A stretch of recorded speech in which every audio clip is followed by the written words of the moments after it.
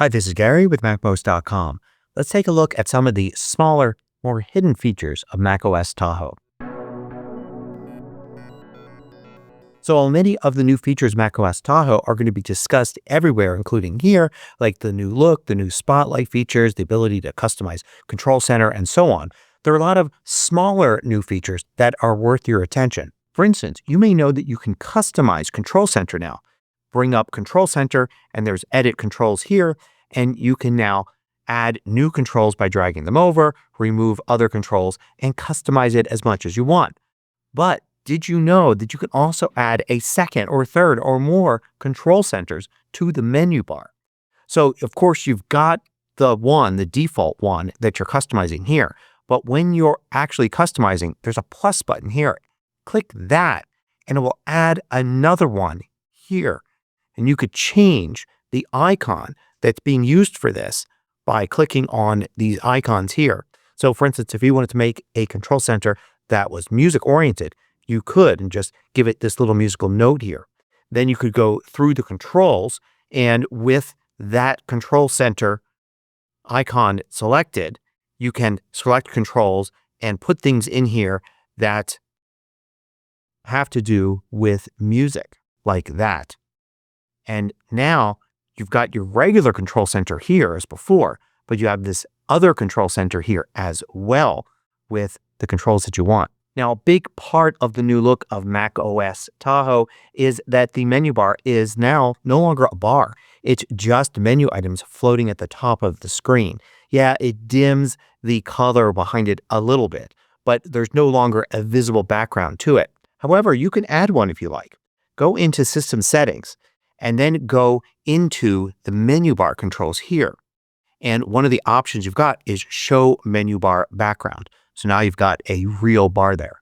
And just like before, you can go into Accessibility if you like, then go to Display and turn on either Increase Contrast or Reduce Transparency to make the menu bar even more solid. One of the things you may notice on your desktop, if you've got your drive icons turned on, like this, is that the drive icon is probably going to change. It is no longer going to represent a spinning hard disk drive. Apple hasn't been putting those into Macs for a while, and now it looks a little bit more like an SSD. And that's not the only icon change you'll see. You'll notice here in the dock and other places where you see apps, many of the system apps now have new looks to them. A new interesting feature in the Messages app is the ability to add a background to a conversation. So this could be a conversation with one other person or a group conversation, and you can click on the info about the conversation here at the top. And then one of the things you'll see is backgrounds. And now you can choose one of your photos or one of these backgrounds here, like this, and it will show you what it looks like. And then you can set that as your background. Usually you have light and dark versions of this. So now you can see what the background of this conversation looks like. You could also go to Image Playground and create a new background, or choose one of these suggestions here from your photos. There's another new feature as well. If you click the plus button next to the text box there, you'll see all the standard stuff, but a new one is polls. And this, of course, is really meant for group chats where you'll have several people responding. So, for instance, you could take a poll of where to go for dinner that night. Just put the choices here, write a comment, and everybody will see that as a poll and can respond with their choice. Now, of course, Spotlight has lots of new tricks, and I've talked about those before. They're major new features. But one of the things not talked about as much is that Spotlight now has a history. So let's say I were to use Spotlight to launch the Calculator app. And then another time I were to use Spotlight to look for a file like this, and I found the file. Well, now that's all saved as part of Spotlight's search history. If I bring up Spotlight and I use the up arrow, it'll show me the previous search. Do it again, it shows me the search before that. It's kind of like using the history in the terminal. If you find these videos valuable, consider joining the more than 2,000 others that support MACMOST at Patreon. You get exclusive content, course discounts, and more. You can read about it at macmost.com/Patreon. A new feature in the Notes app is a simple one, but could be very useful to some people. You can now go to File and Export As Markdown. Markdown will export a note like this one to a simple format in a folder like this in the .md format, Markdown. And if you look at it, it's just simply a text file. So it's kind of exporting to text, but using special characters to represent various different pieces of formatting. It's very useful because there's lots of other apps that will import Markdown, and also developers tend to use Markdown for documentation and things. So having compatibility between Notes and Markdown is very useful. And you can imagine there's also an import Markdown. So you can export things to Markdown to save them in nice compact files instead of big PDFs. And if you need them back in Notes, you can import them again. Now, before in Reminders, we had the ability to create grocery lists and would automatically categorize things you entered in there into various sections, like you would add milk and would put it in a dairy section. But a new feature is the ability to automatically categorize things using AI. So this uses Apple Intelligence here. You can see I've created a list. If I go to File and then Auto Categorize, it will figure out what's in the list and then create sections based on what it thinks the list is about. So it took this packing list and put it into sections: clothing, electronics, personal care, and travel essentials. Now, in addition to being able to add a color to folders and an icon on them, that's a big new feature. But a little new feature with folders is the fact that now they show whether there's something inside. Notice these three folders, you can see a little piece of paper sticking out of the icon. It's showing that there's at least one file there, whereas this folder doesn't show anything sticking out. It's an empty folder. Another thing is that when you drag and drop an item into a folder, there's a little animation of it going inside. I'll take this image and put it in this empty folder here, and you can see the little animation. An interesting feature in iOS is the ability to have vehicle motion cues, which basically put dots on the screen and help you look at your iPhone screen while you're in a moving vehicle. We now have that on the Mac as well. So that's under accessibility. And if you go down to motion here, you'll find vehicle motion cues. You can turn it on and you can customize the appearance, which is something that's also new in iOS 26.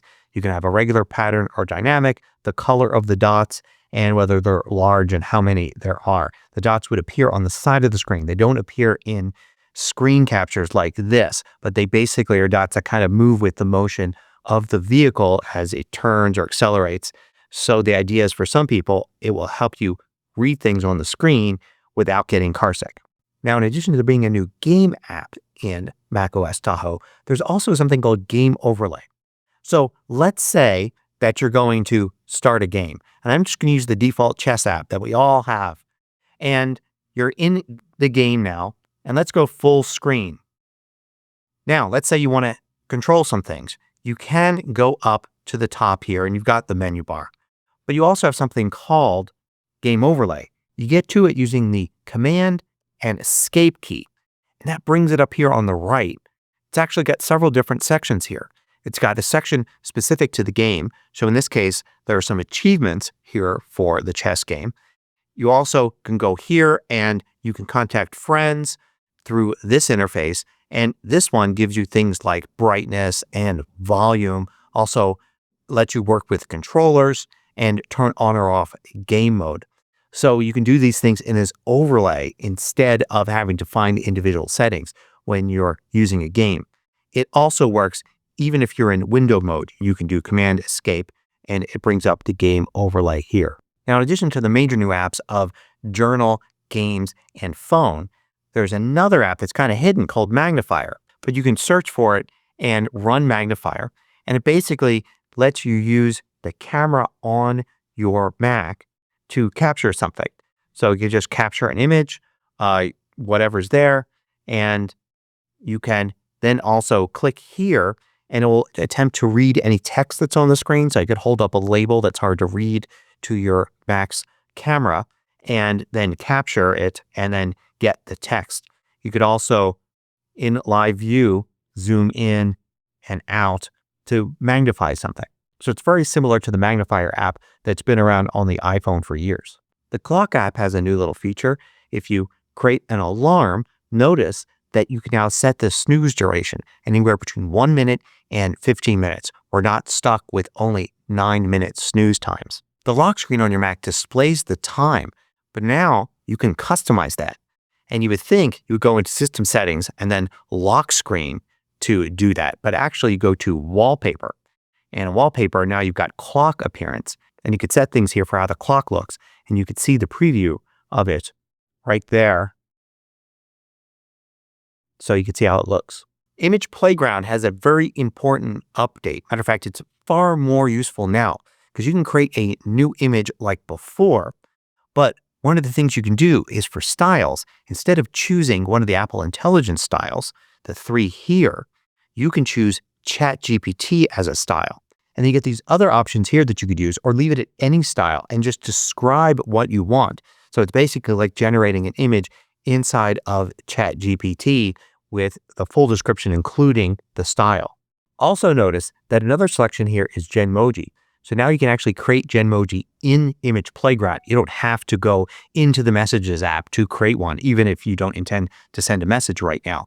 So you can create something with Genmoji, and the neat thing is that now you can create something by combining 2 emoji characters. After all, that's what a lot of people just wanted to do, just combine 2 emoji characters, not describe something completely new. So I could take this suggestion here and this suggestion, and it will combine the dinosaur with the sunglasses emoji, and I get a dinosaur wearing sunglasses. Now to end with, I'm going to go back to the menu bar. And the menu bar has a really cool new feature where it can show you live activities. Live activities are something that goes on your iPhone.